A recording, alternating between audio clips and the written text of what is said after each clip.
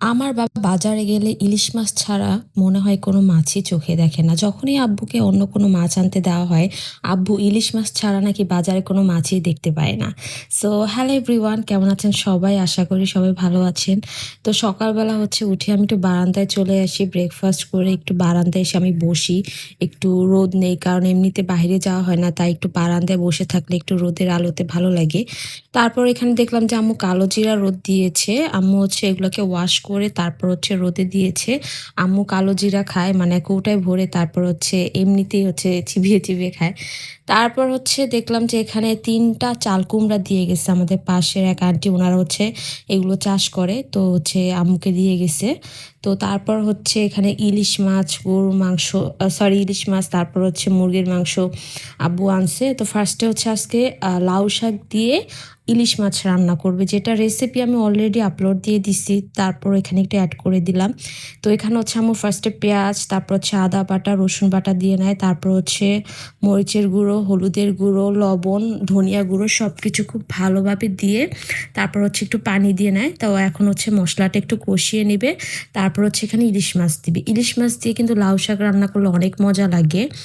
তো যেটা বলছিলাম সেটা হচ্ছে আব্বু যখনই বাজারে যায় তখনই হচ্ছে ইলিশ মাছ ছাড়া সে নাকি বাজারে কোনো মাছই দেখে না, তার কোনো মাছই পছন্দ হয় না।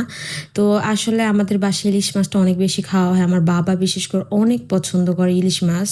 তো সেই হিসেবে হচ্ছে আমাদের মানে ইলিশ মাছটা একটু বেশিই খাওয়া হয়। অন্যান্য মাছ আমাদের খুব কম খাওয়া হয়, আর আমরাও না খেতে খেতে এখন অন্যান্য মাছ খেতেই পারি না। যেহেতু ছোটোবেলা থেকে আব্বু ইলিশ মাছটা অনেক বেশি আনতো বাসায়, তো আমরা ওইটা খেয়ে অভ্যস্ত হয়ে গেছি। তো তারপর হচ্ছে এখানে আম্মু চাল কুমড়া দিয়ে এখন ইলিশ মাছ ভুনা করবে, মানে ঝোল ঝোল করবে। চাল কুমড়া দিয়ে ইলিশ মাছ আমার সব থেকে পছন্দ, মানে সব থেকে পছন্দের যদি তরকারি হয় সেটা হচ্ছে চাল কুমড়া দিয়ে ইলিশ মাছ। আমি অনেক বেশি পছন্দ করি। তো আজকে হচ্ছে আম্মু একদম তাজা চাল কুমড়া দিয়ে হচ্ছে ইলিশ মাছ ভুনা করতেছিল। তো এখানে হচ্ছে ইলিশ মাছগুলো একটু কষিয়ে নেয়, যেহেতু ফার্স্টে কাঁচা দিয়ে একটু কষিয়ে নেয়, কারণ তরকারির সাথে দিলে কিন্তু মাছগুলো ভেঙে যেতে পারে। তাই হচ্ছে আম্মু সবসময় আগে মাছটা কষিয়ে উঠিয়ে ফেলে, তারপর হচ্ছে তরকারিটা কষিয়ে নেয়। তো এখানে হচ্ছে চাল কুমড়াটা এখন কষানোর পর হচ্ছে পানি দিয়ে নেয়, আর হচ্ছে মাছগুলো এখন দিয়ে নেয়। তো খুবই ইজি রেসিপি, মানে ইলিশ মাছ রান্না কিন্তু সব থেকে সহজ, খুব একটা মশলা লাগে না, কারণ ইলিশ মাছে বেশি মশলা দিলে কিন্তু স্বাদটা থাকে না, ইলিশ মাছের যে একটা নিজস্ব স্বাদ। তো তারপর হচ্ছে এখানে আম্মু মুরগির মাংস রান্না করবে, তাই হচ্ছে সব কিছু এখন মানে মুরগির মাংসগুলো একটু পরিষ্কার করে নিতেছিল। আর আমার ছোটো ভাই তো ইলিশ মানে মুরগির মাংস ছাড়া ভাতই খাবে না, তাই হচ্ছে আম্মু ওর জন্য মুরগির মাংস রান্না করতেছে আলাদা করে।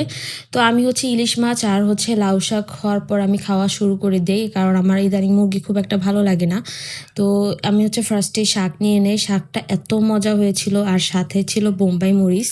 বোম্বাই মরিচ দিয়ে কিন্তু মানে লাউ শাক বা যে কোনো শাকই অনেক মজা লাগে। বোম্বাই মরিচ আমার থাকতেই হবে যে কোনো খাবারের সাথে, আমি পোলাওর সাথেও বোম্বাই মরিচ খাই, আমার এত পছন্দ। তো তারপরেই তো আমি শাক দিয়ে খাওয়া শেষ করি, দেন হচ্ছে একটু মাছ নেই। মাছটা এত মজা হয়েছিল যে কি বলবো। আর চাল কুমড়া তো আমার অনেক ফেভারিট, মানে আমি ভাতের থেকেও বেশি তরকারি খেয়েছি চাল কুমড়া, এমনিতেই আমি শুধুও খেয়েছি অনেক। তো এই ছিল আমার আজকের ভিডিও, আশা করি সবাই ভালো লেগেছে। আল্লাহ